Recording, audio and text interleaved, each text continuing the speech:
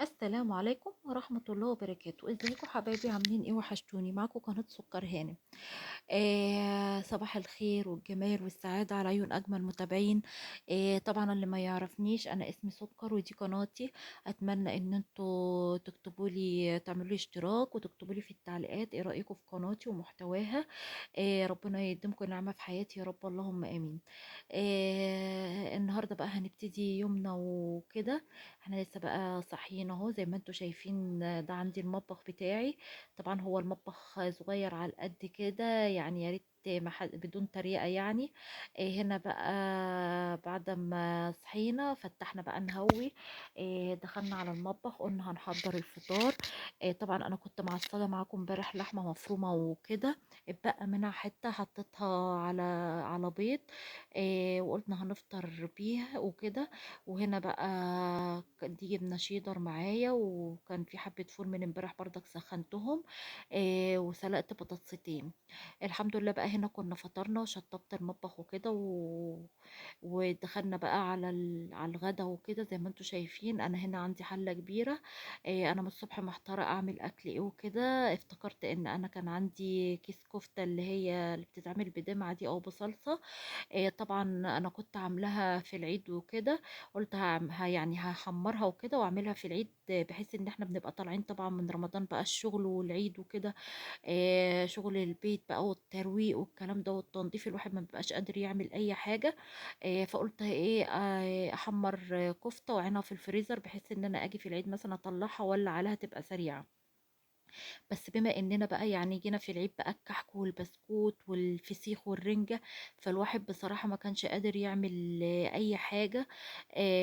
يعني ما كانش له نفس، بمعنى اصح زي ما انتوا عارفين العجين ده يعني بيملى البطن وكده. ف... فطبعا اليوم كان بيخلص بسرعة بقى، والزيارات العائلية والناس بتعيد على بعضها وكده. فالحمد لله يعني ما كانش في وقت ان احنا نعمل الكفتة، وقررنا النهاردة ان احنا نعمل. هنا بقى انا حطيت توم، حطيت اول حاجه ماده دهنيه زيت. حطيت عليهم بتاع 4 فصوص توم، دقتهم وحطيتهم في الماده الدهنيه وجيت شوحتهم. نزلت عليهم بالطماطم. انا هنا كنت ضربه بتاع 5 حبات طماطم او 4.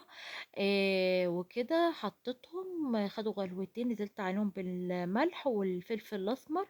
انا حاطه بتاع معلقه يعني شاي صغيره ملح وكده. وحبة ويجي ربع معلقة فلفل أسمر.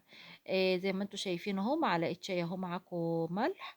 هنا بقى هبتدي ان انا اغطي الطماطم تغلي معايا وكده واحط فيها الكفتة.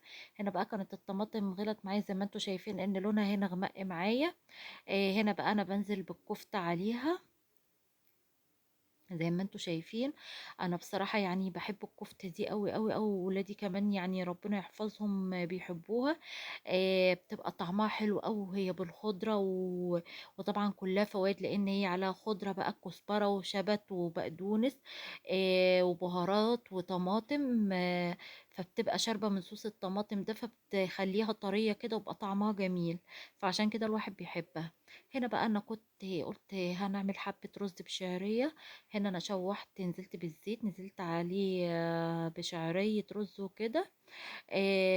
احمرت، نزلت عليهم بالرز. هنا بقى الاكل بتاعي اهو زي ما انتوا شايفين، دي الكفتة.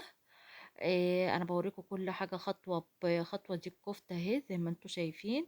هنا بقى انا حطيت العقد بتاع الرز هسيب بقى كله يستوي مع بعض. هنا بقى الحمد لله كنا اتغدينا وكده. وجت بقى اللحظة الحاسمة اللي هي بقى تشطيب المطبخ. الحمد لله زي ما انتوا شايفين المطبخ نظيف زي الفل اهو. ودي الحلة اللي كنا عاملين فيها الرز. هنا بقى كنت مسحت البوتاجاز. والحب انضيف معاكم والرخامة زي ما انتوا شايفين. الحمد لله مش في مواعين ولا معلقة ولا طبق ولا اي حاجة. وجت دلوقتي بقى اللحظة الحاسمة، ازازة الشويبس المشبرة الجميلة دي. قررت ان انا اقعد كده مع نفسي بمزاج. في الهدوء اللي انا فيه بقى خلاص كله كل وكله مشي. مفيش الا انا وابني الصغير قاعدين في البيت. وكده. وبحبكم في الله، والسلام عليكم ورحمة الله وبركاته.